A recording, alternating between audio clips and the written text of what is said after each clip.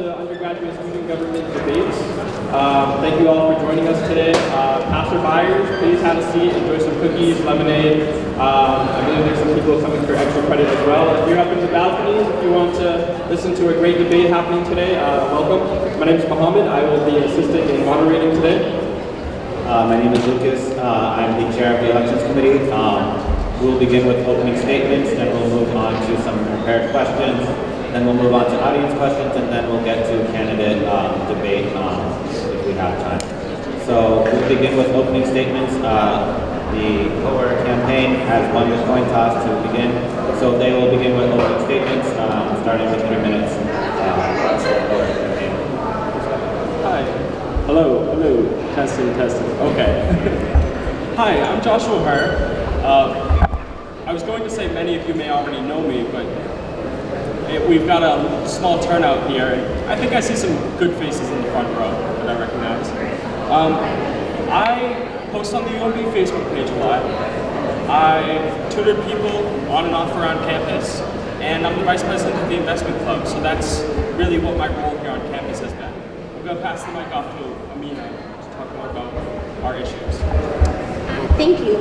I'm Ameina Mosley. I'm the administrative assistant for the McNair program here on campus. I'm the founder and president of the UNICEF Club. I'm also a member of a new organization that just started, the Pre-Health Network, as well as one of the founding members of the Minority Association for Pre-Health Students. A little bit about my history. I am a product of a single, hardworking immigrant mother. When I started UMass Boston, I was a DACA recipient. Although Josh and I are contrasting, we're very complementary. Our backgrounds and experiences gives us the reliability as well as the experience we need to do this job both effectively and efficiently. As a Black woman and a previous DACA recipient, I am eager to support undocumented students as well as international students. We plan on working with the Student Immigration Alliance to educate ourselves on issues that affect undocumented students here on campus. We also plan on doing the following: support students who feel as though decisions are being made about their education and their experiences without their opinion. Unfortunately, as safe as we may feel or we may not feel on campus, precautions need to be taken. We want to increase campus security, put locks on classroom doors, as well as participate in lockdown drills. We should not wait for a tragedy in order to make change. Lastly, we want to do more than just talk.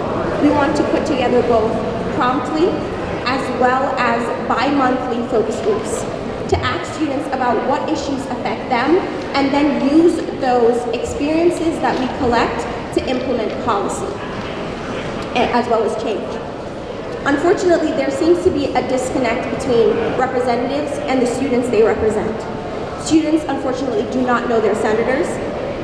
What we lack in experience, we make up for in passion and commitment. We want to assume this position to represent you and to support you, not as a resume builder or steps on a social ladder. This administration will be one for students, influenced by students. Let's get together and reconnect with you and me. Thank you, Hoerr campaign. Mitrano campaign. You have 3 minutes. Hi everybody, my name is Mitrano. I am the current student body president. I am a criminal justice major going pre-law with a poli-sci minor and a philosophy and law minor. I'll let Sam introduce herself. Hi, I am Sam. I am a class of 2021 international management major, double majoring in social psychology as well. So we just wanted to share our platform with you like the other candidates did. So our main priority is advocacy. Through this year's being the student body president and last year as the student body vice president, I know probably just everything it needs to know about advocacy. I've done it for the past 2 years. I would like to say I'm almost an expert in it. Obviously we can always learn, but advocacy for students is our main priority on this campaign. Last year, the current student body vice president, Sarah Tariq, and I working on accessibility, which basically just means making sure students can get to campus so that the shuttles are working, parking is okay, and that they can get around campus so that the plaza is up to par, which it is currently not, but we're working on it, and making sure students can get around in the academic buildings. Also transparency, making sure that students understand what is happening in administration, and also administration is a direct line of communication to students. I have an open door policy with Chancellor Barry Mills. I can walk in there whenever I please to ask him questions, share your concerns, and that is something that he has granted me as a form of transparency for him, and that we will ensure occurs with the new chancellor coming in. I have that relationship with most administrators on campus, the Dean of Students office, the Vice Chancellor's office, and others. And I will let Sam speak about student involvement. We are also working to increase student involvement, and as a freshman, I've been involved in programs such as First Year Leadership Institute, the Delta Sigma Pi Business Fraternity on campus. I was on a Beacon Voyagers for Service, trip for environmental preservation. I will be a resident assistant, orientation leader, volunteer with Campus Mission. So I've, through my year, learned about just a few of the numerous opportunities that UMass Boston offers, and we hope to show more students about the opportunities that are available for them so that they can find things that are within their interests, so that they can build professionalism and find a greater sense of community within UMass Boston. And my last point is I had the privilege to go to the University of Limerick and tour their campus, which is in Ireland, and we focused on their student union, which is our campus center, and how they allocate space for them. They have the entire building for themselves and for students. And after coming back and seeing all of that and working on that project for the past 3 years, the campus center needs to be revamped. It needs to be focused by students, it needs to be actually run by students, and there needs to be more student space. The building was built for students and was supposed to be a pure student center. Other things have come in, and we want to work to have that allocation. And our last point is student life, and as an RA and a member of a resident life programming subcommittee, I've found how the residence halls will impact our campus life, and how I, as a resident assistant, will work to create programming that involves new students as well as current students and builds a greater sense of community here. Thank you guys. Just please remember to stay within the 3-minute time restraints. So we'll start moving on to the prepared questions. So we'll start with President Mitrano's campaign. President Mitrano, what would you say is your biggest accomplishment in the past year from your election promises last year? How does it help students over this year? There's a lot of things that I have accomplished this year, whether it is noticeable on campus, but it has made a difference. I would like to say, I'm gonna have two answers for this one. Accessibility and transparency on campus. I completely understand that the plaza is unacceptable, it is a mess, it is not acceptable for students, it is not okay for students. That I am not justifying at all. The plaza definitely needs to be revamped and redone. We have had conversations with Barry Mills, and he has agreed to fix the plaza in a way that is cost efficient and to create a path. So for those students that are disabled and have difficulty walking on the plaza, or just for students in general because it's not easy to walk on, they will create a path through all of the academic buildings and all of the other buildings on campus to make sure that it is easy to navigate throughout the plaza. So I think that was a big accomplishment that people haven't been able to do in the past. Transparency, like I had mentioned before, I have an open door policy with Barry Mills, and I've created relationship with administrators that I am able to just shoot them a text and they respond, and I go down to their office and meet with them. I think that is something that a lot of student leaders can't say that they have done, or a lot of students don't know that I have that ability to do. Like I had said, after this debate, I could walk in right now to Barry's office, he's in there, and say, hey, a student brought up a really great concern, can we do something about that? And his answer will be, yes, let's find something and let's set up a proper time to meet. So I think that direct line of communication with the most important man on this campus is very important. I think that was a huge accomplishment through this administration. Is there a 30-second rebuttal from the board ticket? I would just like to say that if transparency is a concern, you've mentioned that word a lot. You mentioned the word transparency and how talking to the administrator and having that open door relationship with him gives you the power to help students. Please hold the mic towards your face. Sure. Hello? Good now? Yeah, you can hear me in the back over there? Great, thank you.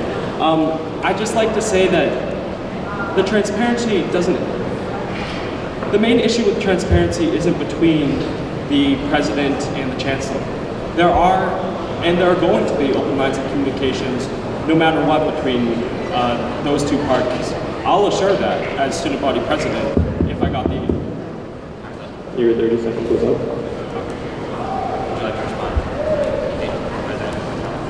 There wasn't much to respond to. I think what you're going on is that students don't hear that relaying message, and that I completely understand, and that was a fault that I have. A year-long period isn't enough time to get everything you want to get done. And that's why I'm going for re-election, because I won't spend the first semester trying to get my belt on and trying to figure out what I'm doing. But with that, then I'll be able to take that next step and relay that message to students and find a better way of channeling communication with that. I think that's where you were going, but I don't want to put words in your mouth if that was correct. That is the end of the rebuttal phase. This next question is for the Hoerr ticket. This is your first time running for a student government position. How do you plan to get things done, being that you've never held a student government position before? Well, I think that adjustment period that Katie was talking about is very important. During the first few months after we would get the election, we would be preparing to take the office. We would be working over the summer diligently. I already plan on coming back to campus to work with one of my mentors here on campus, Tam Tran, and I know that Ameina is close by and plans to be in Boston, and we would coordinate together to try and develop those relationships that Katie already has, the current president already has, and to try and do what we can to create relationships on campus. But the more important part of our campaign is that we'd like to pass the torch on to the students. We already have the connections with the students around campus. Our faces are seen everywhere, from the campus center to student activities, to walking by the ISC, to the library, to the gym, and people around campus know us. They know us from our Facebook posts. They know us from seeing us in the hallways, and using that connection, we can get more done than we could get done if we only had connections to people who are on campus. Would you like to say anything? What I would like to add is, even though we lack experience, an interesting aspect that we would bring to student government is the fact that we don't view student government as even though it is, that's part of it, we view it as more than just a form of politics. We want to advocate for students. And we're both in organizations that see students on a one-on-one, and we interact with students on an individual basis. As well as I stated before, undocumented students don't always feel empowered to go into student government and say what's affecting them. There's a lot of students on campus that don't feel like they have a place to use their voice. They don't have a safe space. So the fact that our current president has an open door with the chancellor has open door with administration, it doesn't really help if it isn't helping the students. It doesn't really help if students don't know they're senators. It doesn't really help if students don't know you have that open door policy. But since we have that relationship with students on a one-on-one level, they will be able to utilize that. And because we have that one-on-one level, we don't have to work towards making those connections because we already have those connections. Is there a 30-second rebuttal for the ticket? What I heard you guys say a lot is that you have connections with students. I'm still a student here. I go to classes. I know, I would say, everybody in this general vicinity in the chairs. They know my face. I know their faces. I go to the gym. Well, not right now, but I do all of those things. People know who we are. It's more than people knowing, and I understand that. I understand the issues, and I get where you guys are coming from, but there's more than just people knowing who you are. It's knowing what you can do, knowing what student government can do, and that's a fight student government has been making for years. That is your 30 seconds. Is there a 30-second response? I totally get that. Definitely we do know students, but what's really important is that we're able to push past the fact that, we're aware that the current president has a lot of experience. But experience and time in office is not always seen as a good thing. It can also be seen as you had all this time to implement change. You had all this time to reach out to undocumented students. You had all this time to reach out to making sure that the campus is inaccessible in terms of making sure there aren't cracks that students trip on that are disabled, which unfortunately this administration hasn't, and we have multiple examples of where this administration hasn't reached out to students with disabilities. Thank you. We'll be moving on to the next question. Senator Zeno, you're running as Vice President and President Mitrano. Why should people believe that you would be a good Vice President? What have you done as Senator over the past year? I have, as a senator and as the vice chair of the Campus and Community Affairs Committee, we have worked to advocate for students all throughout the year. That is our job within the committee. We have, Can you talk closer to? Yes. We have held events such as a Q&A with administration from campus, where we have worked to increase transparency, and we've given students, we've marketed it on the Facebook pages, on the walls all over campus, and we've given students the opportunity to address concerns. And I have, specifically within USG, we are planning a Spirit Week to improve the atmosphere at UMass Boston, as well as a pep rally. We're working with SAEC to organize this in order to boost the student life here, to build traditions, and to transition our campus more so from a place where students just come and go for classes to a place where students can really find home. And this is why we are working on things such as involvement and student life, and we have results and we have experience. We have the things that we've done throughout this year, and we have a lot of plans for what we'll do next year if elected. Like I had said before, I was a student body vice president my sophomore year. I worked with a student body vice president this year. I know what it takes to become the student body vice president, and Sam holds all the characteristics and more to be that. So don't, just because she is a senator, she's not worked in the executive branch, do not let that fool you. I know who it takes. This is why I chose Sam to run with me, because she has all of the characteristics needed to become the student body vice president. Is there a 30-second response from the Hoerr? The Hoerr administration. So I feel like the number one things that our opponents seem to bring up for pretty much every question is the connection they're making with faculty and the administration. They're bringing up the point that they've organized this Q&A, they're bringing up the point about Barry Mills, but the very first thing that they should be focused on, and this is the concern here, is the students. It should be creating a network that connects with the students.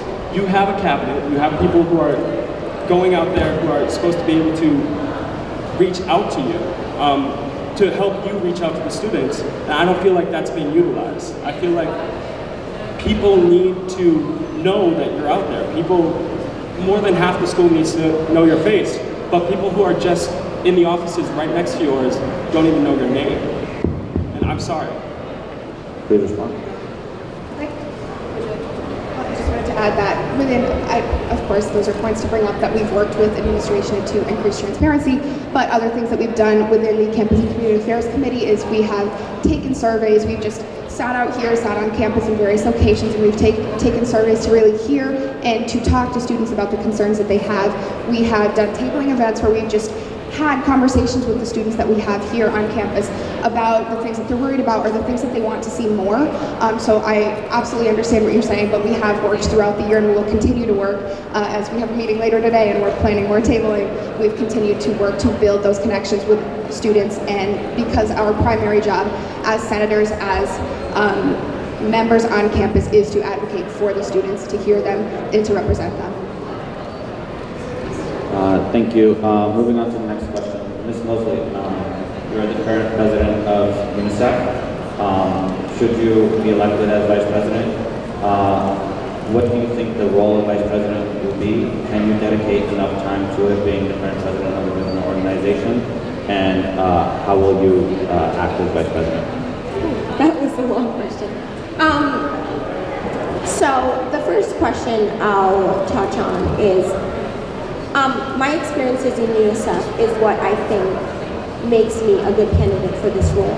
not only do I have leadership skills, I founded an organization my freshman year on campus. I also reached out to the UNICEF representative of UMass Boston and moved up in a way that I am now a member of the UNICEF regional team coordinating different organizations. So I feel, and as well as coming from a perspective of nonprofit work and advocacy, it gives me a good skill set to assume this role. But in terms of time and commitment, I've already taken steps to make sure that a new election is being held within UNICEF to appoint a new president of UNICEF, and I'll be working in conjunction but not assuming the presidential role for the next semester, because I wanted to focus all of my time on this issue, as well as because of my role in UNICEF, we have worked in trying to connect with organizations on campus to have a empowerment equal sustainability event where we try to connect organizations on campus to raise money for Puerto Rico. Unfortunately, we reached out to student government to make this happen. That didn't happen. But from that experience, what I took from that is that there needs to be more connection. There needs to be more of a network in terms of student organizations. So what we want to do is create the foundation for that. There's a lot of organizations on campus that are working on the same issue. And for example, when we were raising funds for Puerto Rico, there would be 3 tables sideline each other, all raising money for Puerto Rico. And when we could put our efforts together and raise money, we could make a greater impact, because I believe that when more than an organization is gathered, a huge amount of change. So I feel like, 1, I have the time to do this job, and 2, I have the experience and the drive and the passion to do this job. And I just want to say that both of us have had discussions about stepping down from our current leadership roles around campus, whether it be Vice President of Investment Club for me, or the President and Founder of Future Millionaires Club, or President of UNICEF. We are going to make students and this job our #1 priority. Is there a 30-second response or rebuttal? I just have 2 questions for you. Ameina, 1, who in USG did you reach out to? Because I didn't hear about it. And then 2, yes, you say you have the time, but do you know how much time a week, 1, that our bylaws state, but actually how much time in a week that you spend here? Because I can assure you, I am here probably till 6, 7 o'clock at night, not doing homework, doing straight work. And that's not what's said in the bylaws. I do that because that's the time that I need to put my work done. The bylaws says, I believe, 5 hours a week, and for president it's 10. But that's not the amount of time. So it's, do you have that much time? And then you're gonna have to put in extra, because that's not enough. There will be a 30-second response to that question. So specifically who I reached out to USG was Ursula and another person, I forgot his name. I reached out to them twice. They weren't able to get back to me. And when you reach out to student government, there's a certain level of yes, that we hold student government to. And when, I was a new sophomore at the time, I kind of felt rejected in a way, the fact that my organization wasn't important enough for student government to take time to focus on, especially when it deals with advocating for children and raising money for Puerto Rico. So it kind of put me in a weird place. And, but it didn't stop me from continuing to raise money, because in terms of advocating for people who don't have a voice and really pushing for an issue, it's really important. And to address the last point that you made, I am literally here sometimes until the last shuttle bus leaves. I have the time. I put in the time, and the job that I have now gives me the flexibility I need to take on as many roles as possible. There was a point where I was running UNICEF all by myself, and I had to be Thank you. We're going to move on just because of time constraints. Please continue to debate very well. I think the more passion we have, the more acknowledged and knowledgeable the voters can be. This question will go to vote tickets. We'll start with Mitrano. Can you explain what you have done to protect students from the proposed parking increases over the past year? So the day before the email went out about the parking fee increase, myself, the Graduate Student Assembly President and the current student trustee, met with the Vice Chancellor of Administration and Finance, Kathleen Curleys, who, when it comes down to it, is the woman who makes these decisions and really manages these decisions. The first thing after they gave their report and why they were doing this was a disgust. I don't park, but I still think $15 a day to park on campus when our main mission is affordability is disgusting. I understand why they need to do it, but that shouldn't be put on the back of the current student. We did recommend change in like the tiered parking. So for the garage and all the other campus lots, they have it on 1 hour, 2 hour, and 3 hour break. We said it's impossible to get to the garage in an hour to class and back. So we asked if they would do half-hour increments in between those, and they had said yes, and they are going to incorporate that. The issue with students is we don't have the legal negotiation that the unions do. So we can recommend, we can advocate, we can speak for them, but when it comes down to the end of the day, they could throw everything we say out the window. And I think that's really important for people to understand is that the unions have that power and the student government does not. I can meet with them every single hour of every single day. What I say, they legally do not have to follow, but we will continue to push, we will continue to advocate for them, and we understand the frustration and we are working on it for you and with you. Is there a 30-second rebuttal? First off, I just want to say I think that's amazing, and I appreciate everything you do, especially as Please talk closer to the mic. Especially as it comes to parking increases. I really appreciate everything that you continue to do. What I think is that this is another example of where getting more student involvement could help. Whether or not we run, I'd like to help you in organizing petitions and votes and referendums that will allow students to let their voices be heard, not just the voice of a couple of different people and a couple of different administrators. Is there a 30-second response? Of course. Yes, that would be great. Also, we had Kathleen Hurley's come to the student government meeting. We had posted on our Facebook that she was coming, so students could come in. All of those meetings are open. They're every other Wednesdays at 3 in the Alumni Lounge. Little plug there. She was able to speak that issue to students so they could hear that, and so the student government leaders understood what was happening too, and it wasn't just me, Gray, and the Graduate Student Assembly President. Thank you. The same question will be asked of the board. It could be things that you have done thus far, or you plan to do it.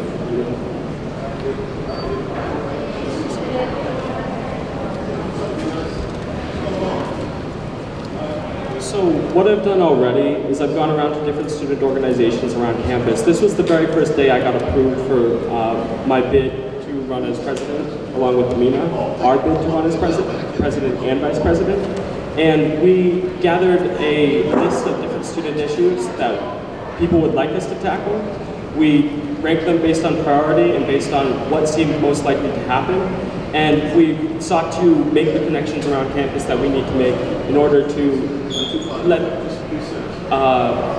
help solve those issues. In terms of specific issues for us, pricing for parking is a big one, but we do know about those logistical challenges that Katie faces. And I think the number one thing that could address that isn't throwing yourself up against the administration, kind of like 1-on-20. It would be letting the students speak for themselves. Get it out on mass media.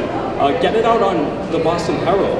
Those are the sort of relationships we need to form in order to actually affect change around campus. Public policy here isn't just dictated, unfortunately, by students' wants or needs. It's dictated by whoever is able to yell the loudest.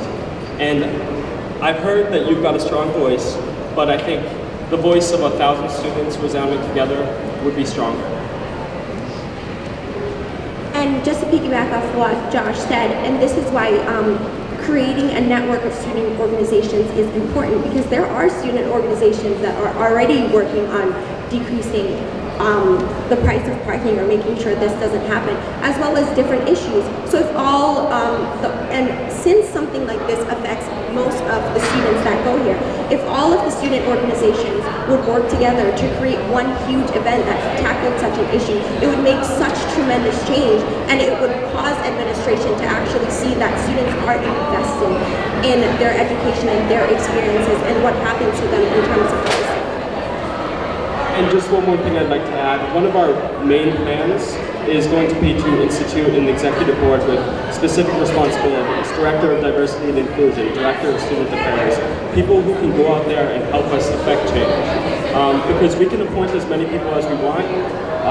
People will want to join our campaign, anyone who's motivated to affect UMB, anybody who's having issues, and we're going to actively seek and elect members of the student body who would like to help us affect that change. Because again, 1, 2, 3 students can't do it themselves. Even the entire of USG, they can't do it themselves. They've got, what, 30, 40 people? It needs to take the entire student body, to whatever extent they can, to affect change around campus. Thank you. Is there a 30-second response? Please speak clearly, loudly, and into the mic. A couple of things. So we are working on a banquet for the end of the year that USG Mass Media and SAAC has all gotten on board, and to invite all of the clubs to try to speak about those concerns. So that process that you guys are getting all the clubs involved, that is already happening and in the process of being planned and implemented for the future. As for the parking and students' voice, I need to make it clear, it's 40% of students that drive to campus. I don't know what the faculty ratio is, but it's 40% of students. And their choice was tuition increase and then cuts, or parking increase those to park. It's a rock and a hard place for that. And I understand where you guys are coming from when it comes to getting students' voice and getting a coalition, and we're working on it. 30-second response.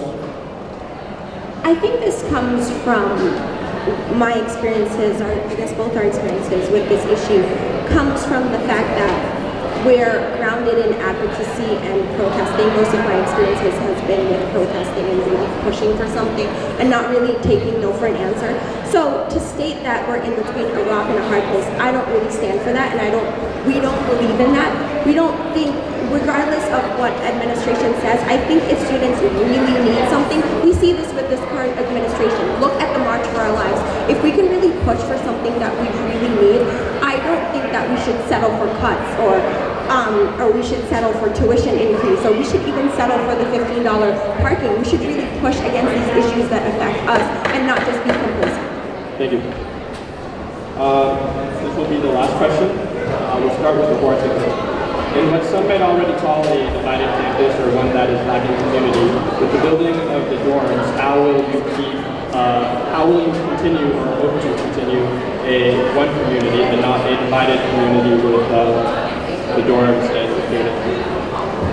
Personally, I do know a lot of different people who are set to be RAs on campus. I've already reached out to them about how we could reach out for UMB Investment Club to try and get more participation in that. I would use the very same strategies that we think about using for that in order to reach out to people in the dorms. Through RAs, of course, that's a great channel, and it's lovely to see so many people participating in that way. But also through different marketing campaigns. We want to learn as quick as possible the rules that we have to follow at the new dorms in terms of marketing and getting people involved in USG.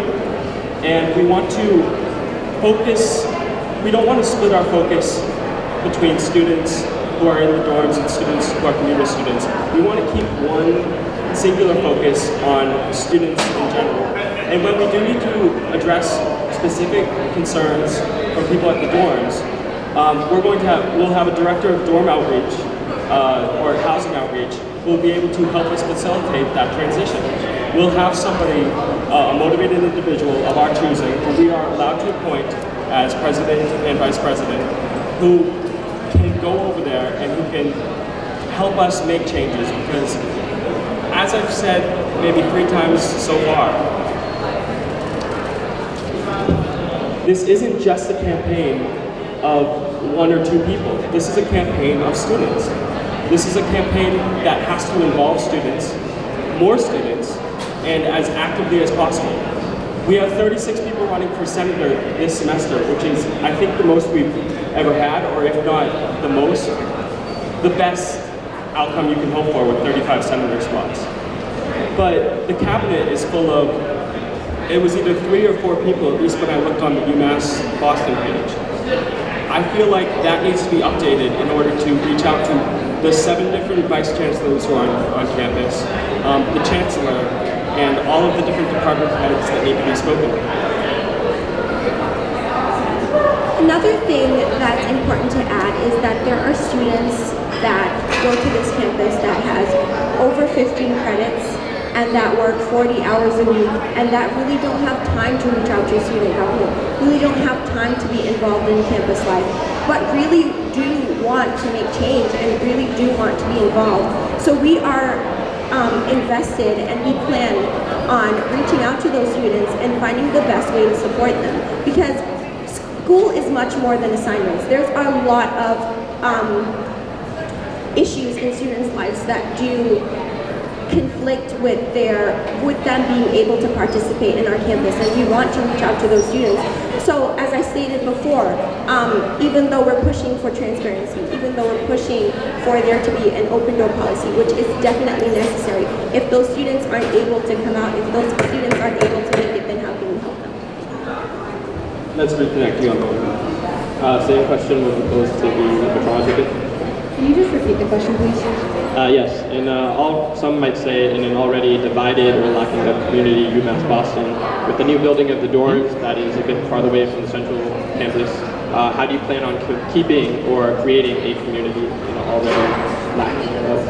I'll let Sam answer the majority of this question since she will be an RA, but I have been part of the planning process for the residence hall, and I have the connection to, I know everything that's going to happen in the residence hall, so having that knowledge and the institutional knowledge of that will be able to help us reach into that community. But most importantly, we're not just going to focus on the residence hall, we're going to focus on how do we incorporate the residence hall to our campus community already. But I'll let Sam continue.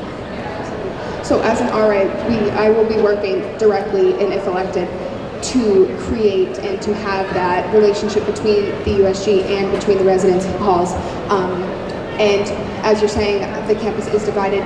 The residents in the residence halls will only make up a small fraction of the campus, as we know, but it will, I truly believe it'll have a grand impact on our community and on the unity that our community has.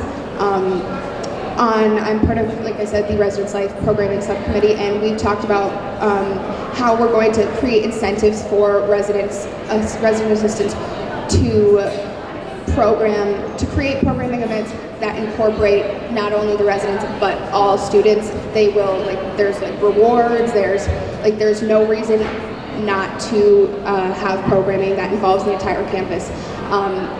And we will have a direct communication. If elected, I will be in the residence halls all of the time, and I'll be able to use that group of students to help in figuring out how we can continue to improve and to advocate for them. There will also be a residence hall association that all residence halls have across campuses, and USG will also be a part of that, and we'll also make sure to have representation on that. I just wanted to address you guys speaking about the cabinet. You say exact order. You're speaking of the presidential cabinet, yeah? Yes. Okay. So we have 6 members, including the Vice President Sarah Tariq and myself. I know it's not all on the website. That is personal preference for those cabinet members. So you can appoint, yes, however many people you want. We have those trusted individuals that we believe do the work, and every time we ask them to do something, they do something, and they're always out advocating for us and advocating for students and speaking to students about Sarah and I's work on campus. So I just wanted to clarify. Thank you. Now we'll go into a 3-minute speak out. Try to limit it from actual emotion and ethos, but direct substantive policy and ideas that you plan on implementing if you are elected. We'll begin with the Hoerr. Well, there are definitely some student issues that have been brought up to us, and I can list pretty much as many as you want, but it's all about priority. So the student transition during the creation of the dorms is one that a lot of students are worried about. They feel like they're being left behind. We just touched on what we do to facilitate that transition. That would definitely be a part of what we consider. A lot of people are concerned about the prices of Sodexo. I am aware that we are in a contract with the school, But even if it doesn't help people during our administration, we'd like to look into that contract and see what could be fixed and what could be changed via the representatives we have on campus who we can reach out to and talk about that. We can also, I already have a personal relationship with Sodexo just for ordering food for my club so many times, and I know that goes into ethos, which is kind of what I've been told not to talk about, but through that we can talk about bringing half-price lunches back, which is something a lot of students were excited about and disappointed when they got taken away. We definitely want to focus on campus security, especially in the Bayside parking lot where there have been so many complaints. And we definitely like to work with the facilitators on campus, looking into not just the Beacon parking lot and how we can secure it, but how soon we're going to unload it, if that is our plan, and if we can invest in stopgap measures until that time. A lot of people are also talking to us about how they have specific concerns that they know a lot of people they want done. And I think that bringing more attention to the referendum section of the campaign process, I think that would really allow students themselves to get excited and invested in these issues instead of having anything that I feel like is necessary to get done on campus done. Because we want to get done what the students want. We are the main advocate for students. That is the number one thing we need to focus on. That is the number one thing we are focused on now, and that's the number one thing we're going to continue to focus on. I'm going to pass it off to Ameina. Thank you. So 2 things that we're definitely going to address is campus security. We have spoken to a few faculty members who have stated that during a situation where there was a potential shooter, students were told to evacuate the building, which, as you know, that's not necessarily the right thing to say for students to do because you don't really know where the shooter is. We don't have lockdown drills. As my history of being here at UMass, I have not participated in a lockdown drill, and I've spoken to other students who also haven't. And also, focusing on students with disabilities is really a big focus of ours. Thank you, and we will go to 3 minutes from the Mitrano ticket. So just to respond to some of the comments that the other ticket has made, campus security, if you call public safety and say, hi, I feel unsafe, can you please walk me to X location on this peninsula, they will come out and do so, just as that. Lockdown and active shooter drills take place over the summer. There's a program called Active Shooter Wheatley, I believe it's called, where they do active shooter drills over in the academic buildings. Our main goal, again, I think that's the thing that we have in common, is we understand the importance for advocating for students. And I'm going to tie back into the experience because that is a very, very important part of this role, is you need to understand what you're doing. And I understand I haven't done the best job at doing that, but that's why I want to go for re-election, so I can do better. And so that the things that I have learned and the institutional knowledge that I have taken in these past 2 years as a role, that I can use that for next year and better serve the students and say, hey, I've already created those relationships. They're going to spend time doing that, or that time that they're spending doing that, I can go and already make these changes and make sure we have more blue lights on campus so people can just press them if they feel unsafe, or making sure that students don't feel like they're being left behind in a residence hall, where that's not what we want students to feel. That was a major concern in the Residence Life Steering Committee, is we want to make sure that this hall is for all students, and that's why Move-In Weekend isn't just for residence hall students, it's going to be a campus event. And so that's very important that we have that campus life on campus, and that the community isn't just in those 1,000 students that are living in there, because that's only a 12th of the undergrad student population, never mind the grad students that are here. We want to make sure that students' voices are being heard, and we can do a better job at doing that. So let my experience help make your decision to vote, and make it known that I don't have to spend any more time making any more relationships. I already know who to go to with issues like this, and we can get it done faster and have more productive academic year next year. And with Sodexo, thank you, Sam. work with Diane Dorigo, who is the Associate Vice Chancellor of Administration and Finance. She deals with Campus Center Services, and Mike Riley, who's the General Manager. And there was a survey sent out if students want better food or do they want lower prices, and the students said better food. That's a reason why not a lot of diverse foods are on campus. One, we don't have the space for them. I know a concern was halal food. We don't have the space to cook pure kosher food. And also the pricing, students don't want to pay for the pricing of the kosher food. So that was a really big concern that we have seen, and we have spoken with them and they hear us.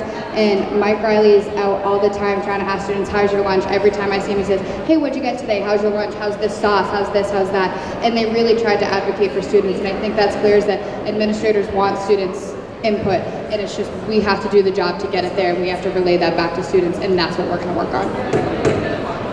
Thank you. We'll move on to audience questions. Does anybody have a question for the candidates? Highly encouraged. Do what? Please state your name and... Hi, I'm Victor Asagrio. So it's very important to be here and be part of this, and putting aside the empowering and leadership experience that all as candidates going to experience throughout this process. Can you help those of us that are probably unaware of the existence of a student government or of the impact of a student government? Maybe help us understand how it's possible that, considering that any recommendations you make to the Board of Executives can be thrown out the window, why should they go out and vote? What is the tangible impact that you guys can make so that I can actually say, let me take the time to go out and vote for these people? What can you actually do? Besides just making a recommendation that might be thrown out the window, what can you do? This was directed to both, so you both have 1 minute each to respond. Thank you, Victor. So I'm going to use the same philosophy that people use during the presidential election, like for our country. Why would I go out and vote when nothing's going to happen in 4 years? I hate both candidates, or whatever else they may feel. You have to vote. It's very important to make your voices is seen, it is heard, and because we say that we want to advocate for students, but if students don't know who we are, and students don't advocate and say, hey, I don't want those people to be the student body president, vice president, I think they could do something different. That goes through the voting process. If we have a low voter turnout, those aren't the people that actually, it doesn't speak for the student body, if that makes sense. Also, yes, stuff could get thrown out a window, but we're very stubborn, and when they see us come knocking on their door, they're scared. I strongly believe that students on this campus are the most powerful people on this campus, and we're the only people that can actually make change on this campus, because we are people that pay to go here, and they owe us everything that we pay for them to do for us.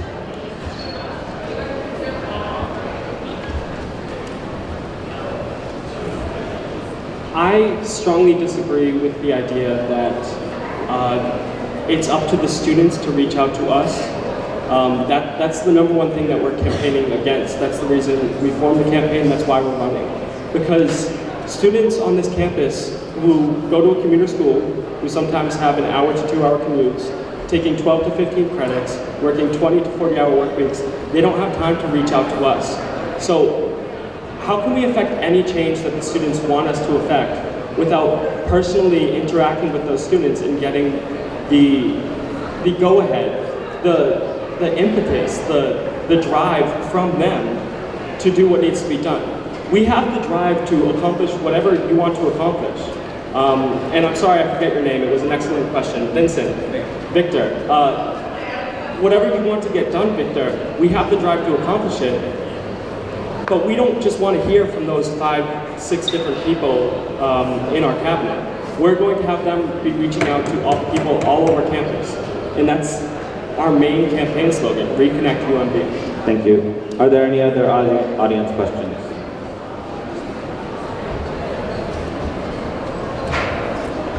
Come on. So we'll get back to the questions that we have prepared. Thank you. Given that the student... I'll make it quick, I didn't mean to. State your name and the question, please. Hi, my name is Anthony McLaughlin. Over the past year, I've gotten to know Katie really well. She's extended a hand to undergraduate student government. Candidate Hoerr, if you were to be elected, how do you think you would mesh with the undergraduate student culture?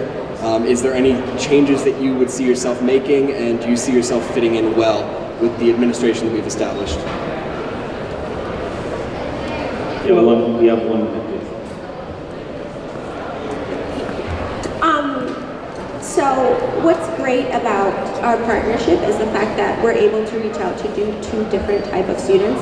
Josh's personality and basically the way he networks makes it easy for him to fit into systems that's already at play. So in terms of student government and how it operates and how it works, he really fits well into basically absorbing the way how policy works and how, not saying that I am not able to do that as well. I was a Model UN delegate and I know how to write resolutions, but that's one thing I admire about Josh.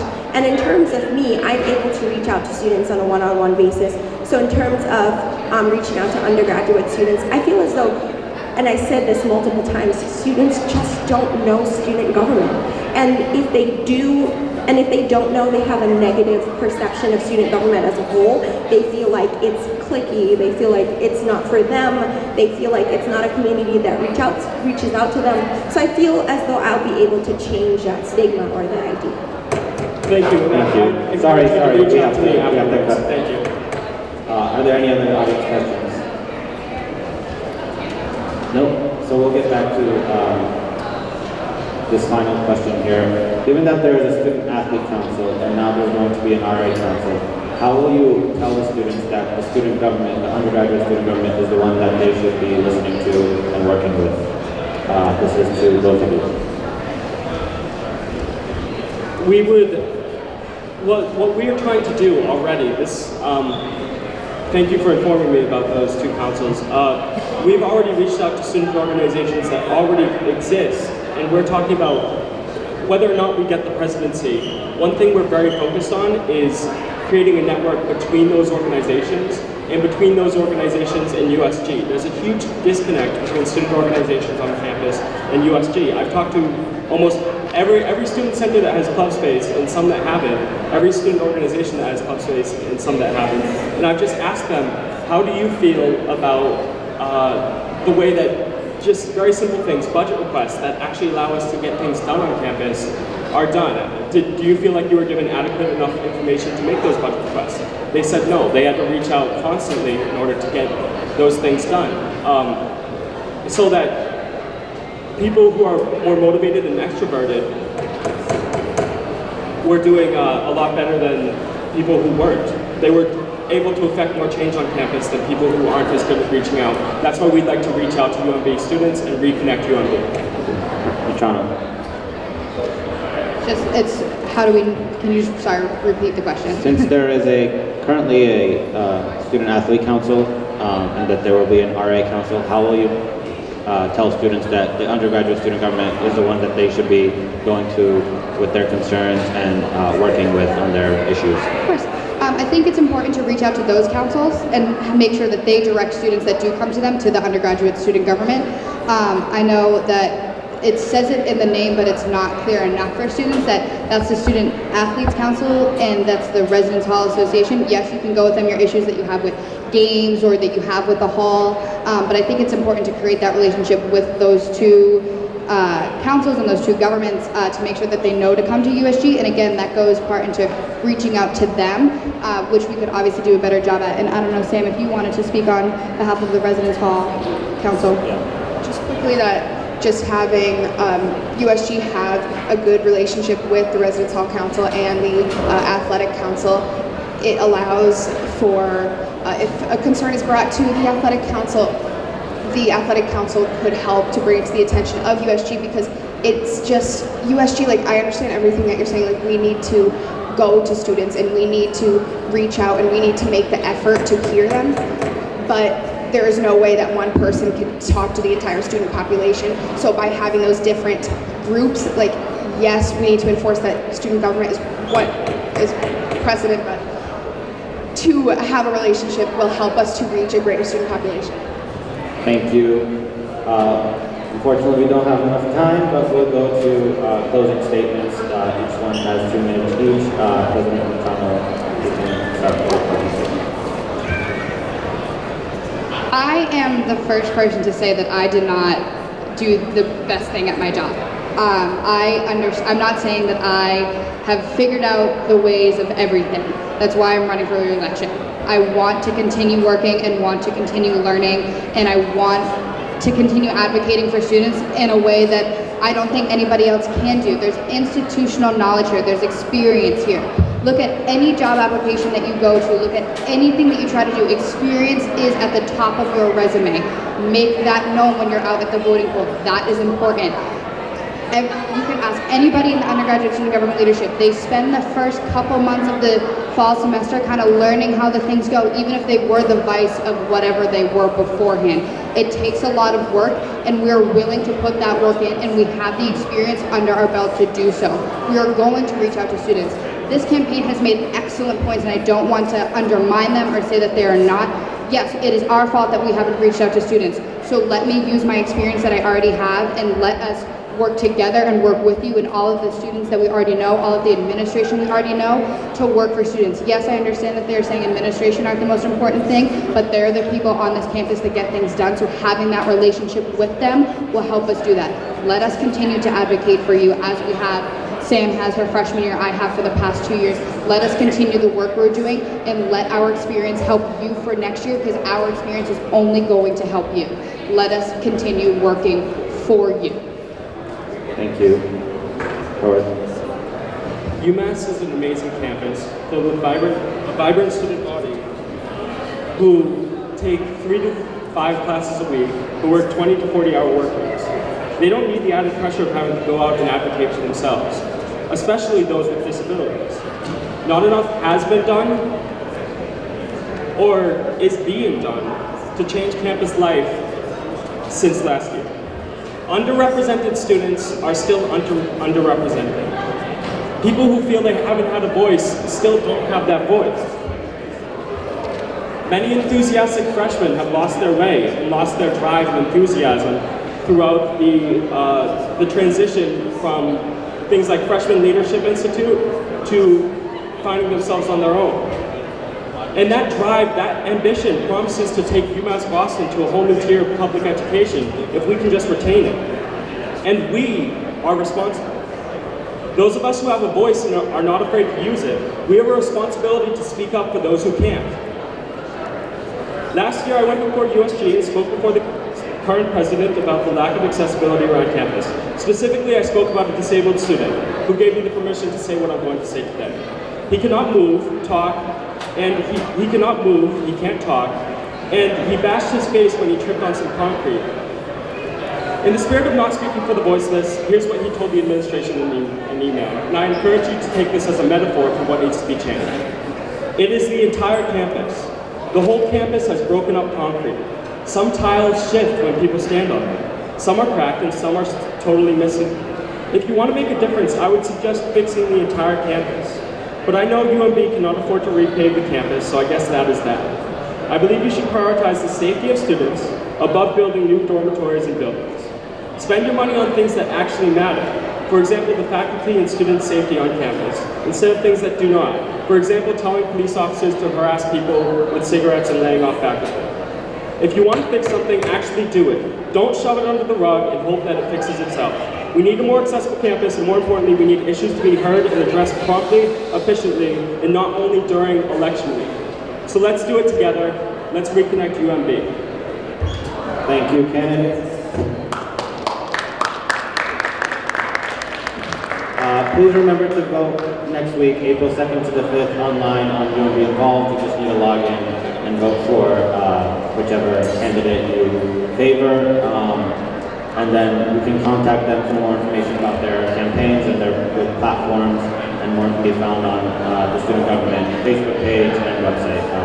So once again, thank you. And the student trustee debate will begin now, so if you want to stick around for that, please feel free to grab some refreshments over here. Thank you.